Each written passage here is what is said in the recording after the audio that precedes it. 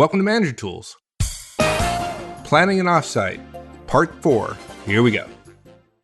Okay, Danny. So the next one in a long series of podcasts around planning an offsite. Before we start, I just want to share with folks. In the past, I think, what we've done is when we have long ones like this, we break them up over a series of months. We do part 1, and then maybe a month later we do part 2. And the reason being is that we're afraid of, if this particular topic is not of interest to you, and if you see 5, because there's probably going to be another one after this, 5 podcasts on the same topic of which you're not interested in, then, we're going to lose you as a listener. So I was talking to Mark about it, and, frankly, I worry about it a little bit. On the other hand, there are over 100 podcasts in the feed. And so if the most recent ones, last 4 for Manager Tools, are not something you're interested in, then there are 95 plus other podcasts to listen to. So if this is a topic that's not interesting to you, then just go back to some of the older shows and you'll find something in there. So what we decided was, if you are interested in this particular topic, then we think it's better that we get them out there rapidly so you have them versus, having to wait for part 5, getting it 6 months from now, for example. So it's a trade-off. In this case, we decided to do them all, publish them all in a row. I can't believe that you don't think that somebody would be as interested in this topic as I am. Yeah. Well, believe it there, lady, because I'm glad we have somebody like you around to do this stuff for us, because having had to do this in the past, it's not the most exciting thing in the world. I must tell you, though, it is terribly important. If you're going to do one of these things, there's so many ways it can go bad. If you need this information, you definitely want it. And to your credit, Danny, because you wrote this thing, I don't believe there's another source. I mean, you can say that kind of generally all the time. Hey, there's no place you can get this kind of content. And it's not quite true. In this case, I think it's absolutely 100% true. I don't think there's any place you can go and get this information. So certainly not in a podcast. All that said, let's get going. We've talked about, how to choose a city, which was part 1. We've talked about how to write the request for proposal, how to identify potential hotels and submit your RFP. And this part is about the next step, which is how to choose your hotel. Right. So you've submitted the RFPs to the potential hotels that you identified. Now you've gotten proposals back. And so we're going to walk you through how to compare those proposals and make the choice, choose a hotel that's going to work best for your needs. So again, I'm sure people like you, Mike, are thinking, gosh, we're spending a lot of time talking about the whole hotel piece. But really, the hotel that you use is going to have a huge impact on the success of your offsite. And you're spending a lot of money and time is money, on this meeting. So anything that you can do to make it increase the chance it's going to be successful increases your return on investment. So think about all the things that you're going to depend on the hotel staff to deliver correctly so that you have a great offsite, a great meeting. The way the room is set up, the timeliness of the food, the quality of the food and beverages, that the audio-visual equipment is the correct equipment that you need, and that it's working, and that it's set up in the way that you need it to be. The longer and more complex your agenda and the more complex your requirements are, then the greater the opportunity is that the hotel is going to make some mistakes. So we have 5 recommendations on what you want to consider before making the decision on which hotel. When you're reviewing the proposal, these are the things for you to keep in mind and for you to review. Again, there's a lot of variations on what an offsite meeting could be. So some of the things that we talk about might not be applicable to your specific meeting. For example, if none of your attendees are staying overnight, then you don't need to talk, or you don't need to consider the sleeping room pieces when you're reviewing your proposals, and that one would not be part of your RFP. At some point, though, in your career, your professional life as a manager, it's likely that you might have an offsite that you're going to have pieces, all of these pieces. So here's a list, 5 things. Number 1, is there a room rental fee for the meeting room? And if so, how much is it? Number 2, can the hotel meet your food and beverage requirements and budget? Number 3, is there a deposit required? If so, how much and when is it due? Number 4, Does the hotel have the number of sleeping rooms you need? And does the price for those rooms fit in your budget? And number five, can the hotel meet your AV needs and budget? Now, a big common thing that you'll hear us talk about is that pretty much any of these items is negotiable. When it comes to working with hotels, a lot of these pieces are absolutely negotiable, although there are some things that they're less likely to negotiate on than others. And it's been my experience and our experience here at Manager Tools, and we've worked with hundreds of properties, that what a specific hotel will negotiate on and what they won't tends to vary pretty widely. So don't assume that what one hotel says, well, we can't negotiate on that, is going to be the same across the board. So for example, one hotel might not charge you a room rental fee, but they have a minimum F&B, meaning food and beverage requirement, while another hotel might charge you for the room, but they don't have an F&B minimum. So you're going to probably be doing some math based on the size of your meeting and the requirements for your group to determine which proposal is best. So I assume you're going to get to it, but the implication of all that is it's more effective to negotiate each hotel contract, if you will, in its totality. If there's hotel rooms in terms of overnight stays, the best you can get, the best food and beverage cost, all that. And at the end, once you've negotiated each of those, then you compare the total price for one versus the total price for another. You really can't talk about by category who's the best. It's really what's the bottom line per hotel, because one may charge you more for a room, but they charge you less for F&B and vice versa, right? Yeah, absolutely. When we get multiple proposals from hotels, we'll go back and we'll negotiate with them and ask them to lower the room rental or lower the F&B. And then once we have their best proposal and their best pricing, and they've kind of said, this is the best that we can do, then we sit down and we do all of the comparisons so that we make sure that we are essentially adding up the total cost of our meeting and comparing one hotel to another. So it's just best to get them all in, do your negotiations before you start making comparisons. So the first thing you're going to consider is the room rental fee. First of all, is there one? And if so, how much? Now, a lot of hotels will waive the room rental fee based on your F&B requirements.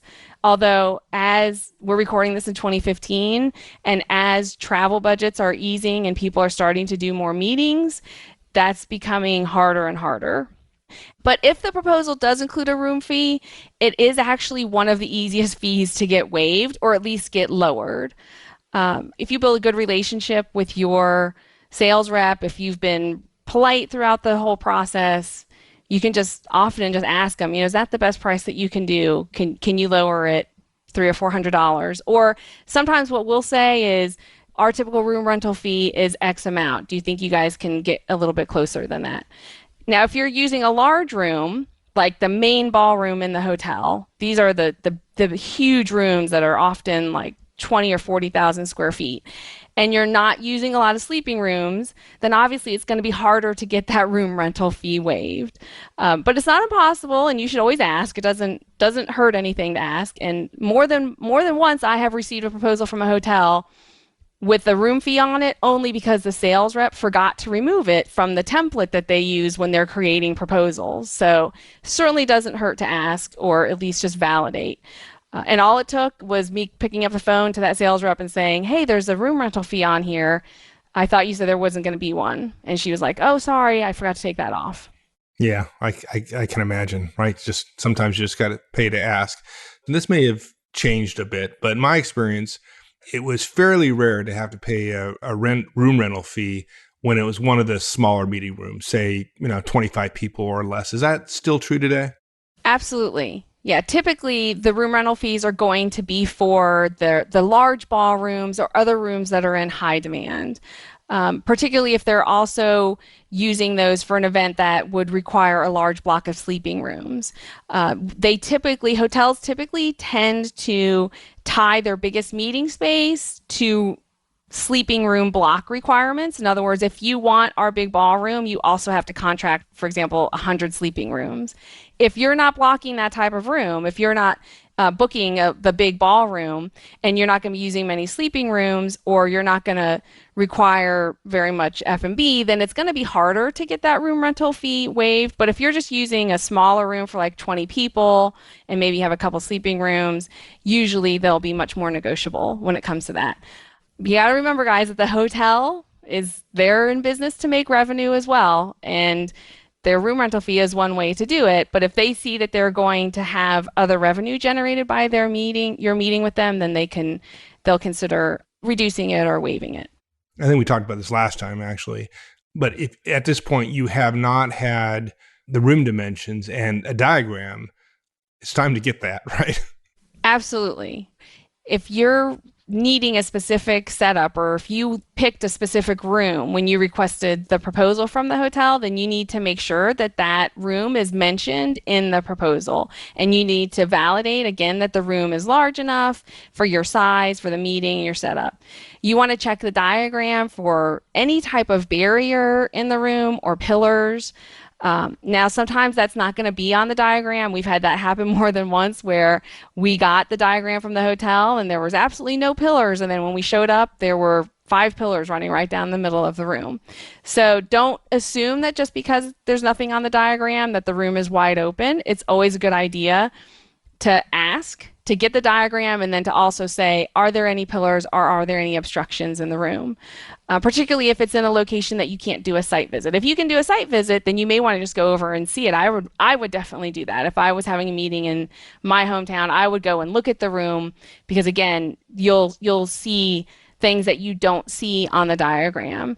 Sometimes there are air walls that when the air wall is open to make the room bigger. By the way, what we mean by an air wall is a wall that can be opened and closed to make the room bigger or smaller.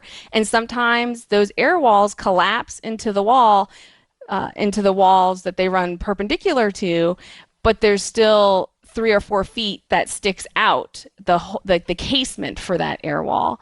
And that can get in the way of your setup. So really good idea to get that diagram, to validate with the person, are there any barriers, any pillars, and then if you can, to go see it. It's just horrible to walk into a room for the first time. You get on site, you're excited, you're ready to set up, and you see something like a row of pillars that just cuts your room right in half. Yeah, that's a killer when you walk in and you didn't expect it. Having done that a couple times before. So now we've looked at kind of the room rental charges and negotiated that. What's the next thing on the list to look at? So next we're going to look at the F&B requirements and the pricing. And you want to check and see if the proposal includes a minimum F&B spend. And by spend, we mean the minimum amount that you are going to be required to spend with the hotel. And the hotels will call that your F&B spend. So if there is a minimum, if they say the minimum is $1,500, that means that you have to spend at least $1,500 in food and beverage, and that's before any taxes or fees. So you'll need to review the menus. You might have to request that from the hotel. They probably aren't going to automatically include that with the proposal, although some properties do. But if not, you can just ask them. What we recommend is look through the menu and choose your meals, choose your break selections to get the pricing. Then you can calculate your per person price, multiply that by the number of attendees to make sure that you're going to meet the minimum. It's preferable for the hotel's minimum to be lower than what you're actually planning to spend in case you end up with fewer attendees. So for example, often our minimum F&B spend is $2,000, and we'll look through the menus and we'll say, based on what we typically do, it's going to cost $120 per person per day for this meeting. And then we calculate what's that look like based on our average number of attendees. And we want that number, we want the total F&B spend to be lower than what we typically would spend based on our typical number of attendees. Because if we end up with fewer attendees, we're still on the hook for the full $2,000. If we end up with only 10 people there, for example, and our F&B ends up being $1,200, we still have to pay the other $800. And you don't want to pay for food that you're not eating. Obviously, that's just a waste of money. If the minimum is close to or more than what you plan to spend, then again, you can certainly ask the hotel if they'll lower it, or sometimes they might even eliminate it. They may even say, we'll waive the minimum altogether. If they might ask you how many people do you think you're plan on having, and then they're doing the math on their end to make sure that this is still going to be a profitable meeting. But remember, the hotel, if they're trying to transfer their risk to you. They want to know that they have a guaranteed amount of revenue that they're going to make off the meeting, whether you have 10 people there or 30 people there. That's why they have room rental fees. That's why they have the minimum F&B requirements. Your goal throughout this entire process is to minimize your risk by reducing your obligations as much as you can. So at this point, you and the hotel are coming at it from opposite ends, right? They're trying to get more of the risk onto you. You're trying to keep as much risk off you as possible.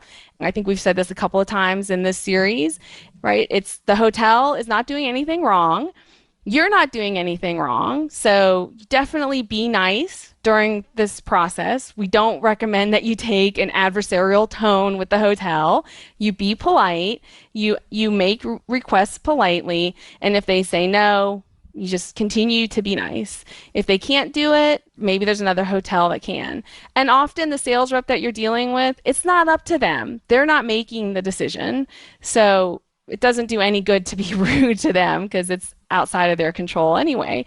And if you're nice up front, if you're nice throughout this whole process, even when they say no, I'm sorry, I can't do that, then you increase the chances that something that you ask for later, they're going to say yes to. Yeah, and ask the hotel if they offer meeting packages for meals. And sometimes they have packages that include breakfast, the morning break, the lunch, the afternoon break. Now, frankly, you're going to have a lot less flexibility around the menu selection and what it is, but the per person total can be significantly less than you would have paid otherwise. Yeah, we are a big fan of meeting packages because, as Mike, as you just said, it saves us money. Usually that's the hotels where they're having several meetings going on, and so they're going to prepare and provide the same lunch for everybody, the same afternoon break for everybody. So they're willing to give you that at a lower cost because they know that they're going to have 4 meetings and everybody is just going to have the same thing. And here's the other benefit, guys, about meeting packages. It takes the responsibility off you to choose the food, to pick the menus. Because guys, you're spending a bunch of time choosing what we're going to have for lunch. Are we going to have the chicken Caesar salad or the chicken wrap? This is just not a good use of your time. You are not going to make everybody happy. So just accept that right now. If you have a large enough group, and I've done meetings with 500 people, let me tell you, somebody there is going to not like what you picked for lunch. And they're going to write it on their evaluation. I didn't like the sandwich for lunch. Okay, you just have to accept that happens. And guys, really, chicken is fine. I promise. Just go with the chicken. All right, so after you've reviewed the F&B requirements, next you're going to look at the deposit and billing arrangements. Hotels often require a deposit when you sign the contract. It could be a flat amount like $500 or $1,500, depending on the size of the meeting plan, the scope of the meeting, or it could be a percentage of your total expected bill. There might be a deposit schedule where you're making multiple deposits or payments leading up to your event. It's typically easier to get the deposit waived if you've had meetings at this hotel before and you have a good payment history.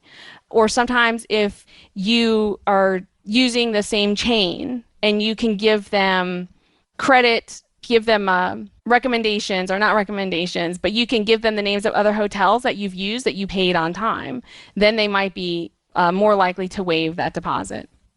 If you're going to pay the bill with a credit card and you're willing to provide the credit card number up front, they might be more willing to waive the deposit. Again, they might not be totally willing to waive the deposit. And if they say no, then the next thing would be to ask them, well, can you at least reduce it? Can you take it from $1,500 down to $500? Again, what you're trying to do here is minimize or delay your risk. Now, in terms of billing details, right? I mean, you're going to get that included with the deposit. Is that right? Yeah, they will likely include all of that in the proposal, how they're going to want to get paid. And so you need to make sure that what they've put in the proposal is all correct and matches what you put in your RFP. So typically hotels will charge your credit card for the balance of the meeting on the day of the meeting. So you need to be aware of that, that the day of your meeting, that charge might show up on your card. Some hotels will charge your card like 3 days before the meeting. So like the deposit, if you're returning to a property that knows you, you can usually get it changed. If you don't want to pay 3 days ahead of time, you can say, can we have it be paid the day of the meeting or the day after the meeting? And if you're willing to do a credit application ahead of time and provide references of other hotels that you've paid on time, then the hotel is usually more flexible around all of the payment arrangements. Like everything else that we've talked about, ask for what you want, ask for what your preference is, what, again, reduces your risk, and assume that everything is negotiable. Now, how about cancellation policy? Because occasionally something happens and you don't go forward. And my experience is if you don't pay attention to the cancellation policy, the cost can be significant. And often you can negotiate those as well. Yeah, standard cancellation policies, Mike, are on a sliding scale. That's been my experience. The closer me, and what I mean by sliding scale is the closer you get to the date of your event, then the higher the fee is going to be if you cancel. Usually, cancellation policies start at like 90 to 120 days out. And at that point, it might be 25 to 30% of your total expected bill. So in other words, if you cancel 3 months out, you're gonna pay them 30% of what they expected the total amount of your bill to be. If you cancel within 30 days, usually at that point it's going to be closer to 100%, or it might actually be 100% of the total that they expected. Most hotels that I've worked with, when I have had to cancel, as long as I rebooked at that same level of meeting, that same level of revenue within 6 months or a year, often they'll waive the cancellation fee. So in other words, if we cancel a meeting let's say we were having a meeting in March and we canceled it, as long as we book a similar meeting within the next 12 months, so by March of the next year, then they'll often waive the cancellation fee. So if you do have to cancel, I would definitely ask if that's an option. And it might be that it doesn't have to be you that has to book that meeting again in a year. It could just be somebody else in your organization.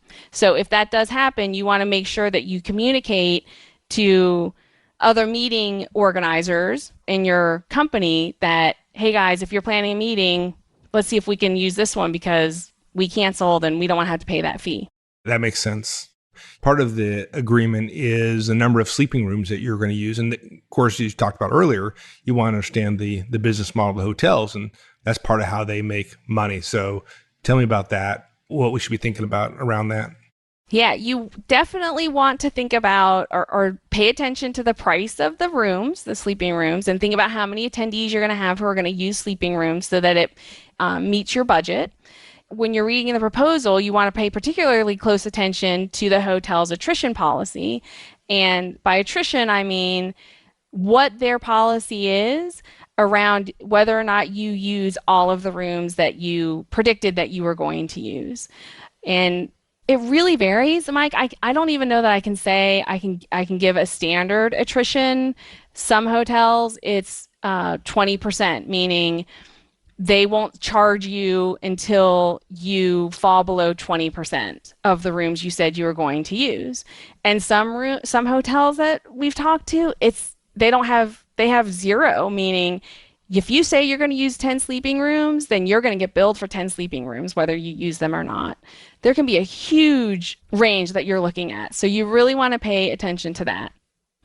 You want to make sure that the hotel has the number of rooms that you're going to need for each night and the types of rooms. We talked about that earlier in this series, that you need to think about if people are going to share rooms or if people are allowed to have their own room.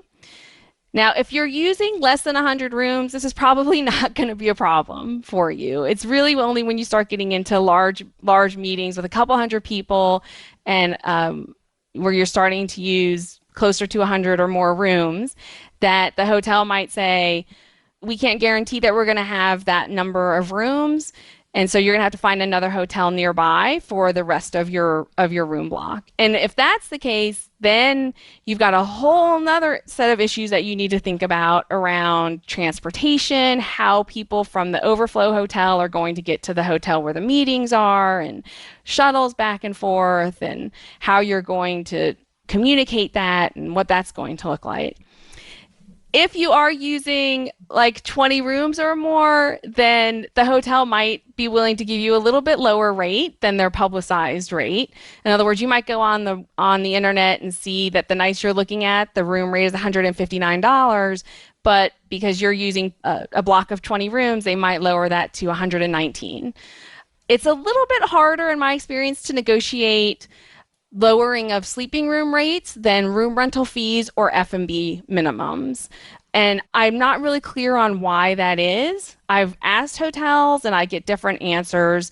I think it's typically because the sleeping room part of the business is often managed by a different department than the meeting folks. And so it just requires them going over and talking to people in a different department. And because they think they can still sell the room at the full, for example, $159 a night rate online, they tend to be less willing to negotiate.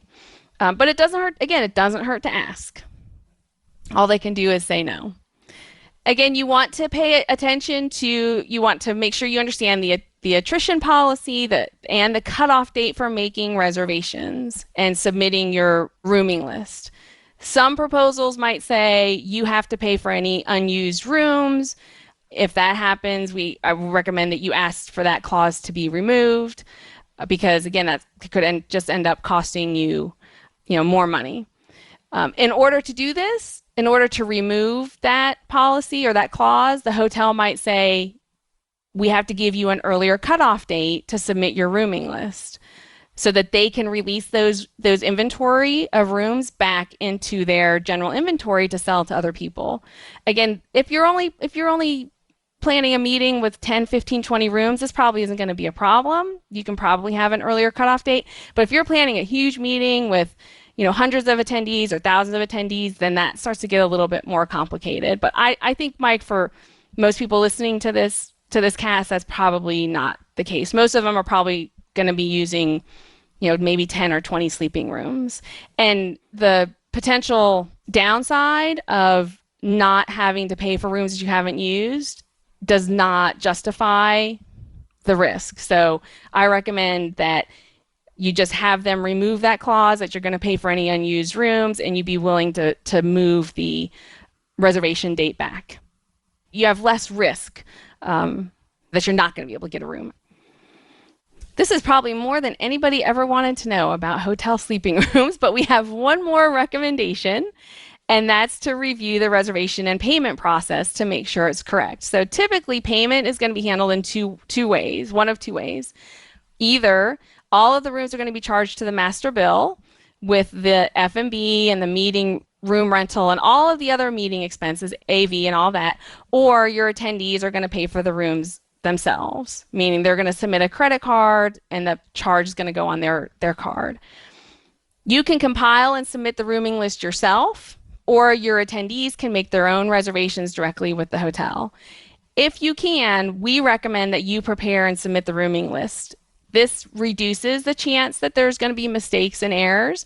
I've done it both ways, and in my experience, there's almost always more mistakes, meaning people don't have rooms, or they don't have the right room. They wanted a king and they got put in a room with two doubles when the hotel takes the reservations. Or people don't get charged the correct room rate, or the worst case, which we've had happen, is the reservation just completely gets lost.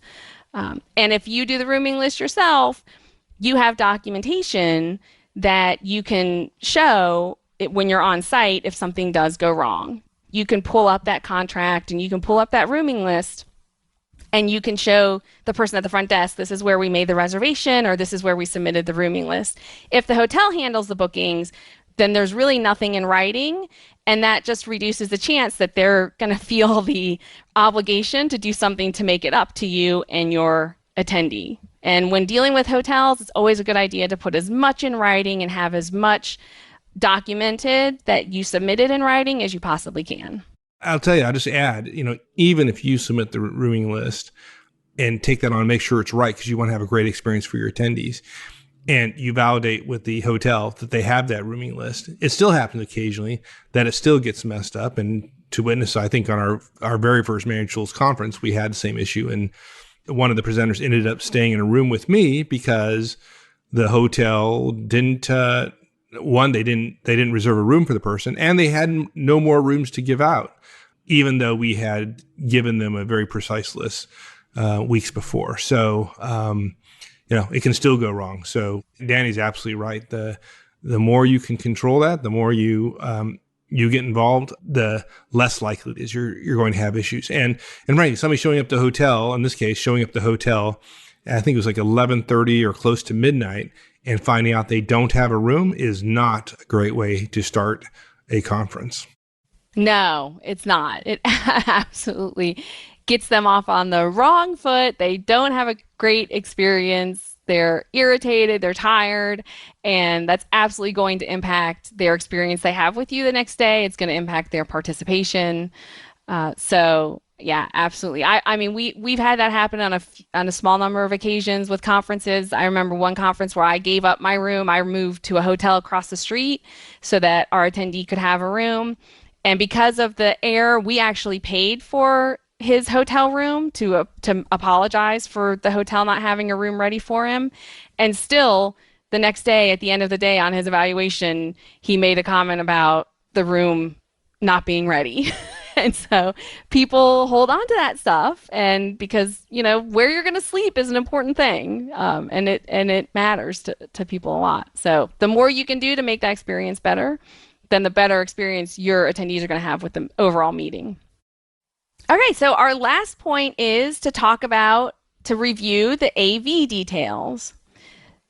This is the last thing that you'll want to look at when you're reviewing the proposals. It's probable that your sales rep is going to send you a list of equipment, AV equipment, and the corresponding rental prices. Review that list and calculate the total expense based on what you need. And again, those prices probably are not going to include setup fees and taxes. So you need to make sure that you're thinking about all of the additional fees and taxes and any other labor costs when you're working on your budget, because you don't want to get your final bill and it end up being 25 or 30% higher, which is fairly standard for fees and taxes when it comes to hotels and AV equipment. So that's not a fun surprise to get. So make sure you're considering all of that when you're doing your math and determining the pricing on things. This is the area, I would say, Mike, that's probably been the one that I've had the least success in negotiating. Typically, hotels don't negotiate their AV fees. They often outsource the AV to another company, so they have no control over it at all. Or even if it is in-house, it's a completely separate department, and your sales rep probably doesn't have a lot of ability to negotiate pricing. It's kind of similar to sleeping rooms in that case, where it's handled by somebody else, and so they don't have the authority to do anything about the pricing. The only exception I can say to that is if you're planning a very large meeting, like with hundreds or even thousands of people, and you're using a lot of different equipment, then they'll sometimes have packages. But again, for the typical meeting that a manager is going to be planning, where maybe you're just using a projector and a screen, they're probably not going to wiggle very much on those prices. Okay, so now you've got everything, right? You're ready to look at all the hotels and make a final decision? Yeah, one last thing I would say about AV is if you can, it's probably almost always a better idea to bring your own equipment because it's going to save you money. You're familiar with how it works. You won't have to wait for somebody to bring it in and set it up so you can test it. Rental fees, for example, for LCD projectors, crazy expensive. I've seen them as much as $1,000 a day. And typically they're older models. They aren't as bright. They don't have, great lumens, which is how the brightness is measured. And the projector itself is it's huge. It's massive. And so it takes up a huge amount of space on your table, on your AV table. So if you can, we recommend that you bring your own equipment. Again, you'll want to make sure it's going to work with the size room that you're in. So good idea to bring it, test it ahead of time, test it the night before. That way, if it doesn't work, for example, if you have a projector that you use in your conference room at the office, and it works great at your conference room, but you take that into a hotel room that's 40 by 70, it might not be bright enough. So you'll want to test that ahead of time, because if not, then you need to go to plan B, which might be using the hotel's projector. If you do use your own equipment, make sure that you bring, for example, extra bulbs for your projector, batteries. If you're using your own remote, you want to make sure you have backup batteries for all of that stuff. You cannot depend on the AV department to provide that kind of stuff if you're not paying to rent their equipment. So you want to make sure that anything that could go out, you have extra, batteries and bulbs and all of that. So yeah, so now we're done, Mike. So now we have all of the pricing. We have it all figured out. We've negotiated. Now you're going to add up all the expected expenses, your room rental fees, your F&B, your AV, sleeping rooms, again, taxes and fees. Divide that by the total number of attendees. That gets you your total cost per person. And that's the best way that I have figured out to compare one hotel to another, is add up everything, what I think is going to cost, figure out what my cost per person is. That gives me a real apples to apples comparison. Plus, that's a good thing to know how much the meeting is costing your company. And so you reviewed everything. Now it's time to make a decision. All right. There's a lot of stuff there, but folks, that's the kind of stuff you need to know to pull this off, to get the best possible price you can and have the best possible experience you can have for your attendees. So let's stop there. And next week, I think we'll be able to conclude this and talk about how to work with hotels and wrap up. Awesome. All right, everyone. We'll see you next time. So long. Thanks, everyone. Hope you enjoyed it. We'll continue with this one next week. See ya. This podcast was produced by Manager Tools. Manager Tools creates actionable management guidance every single week. To receive additional materials via our newsletter and to find products for situations you may face as a manager or a professional, go to www.manager-tools.com. Search for Manager Tools on Facebook, Twitter, and LinkedIn.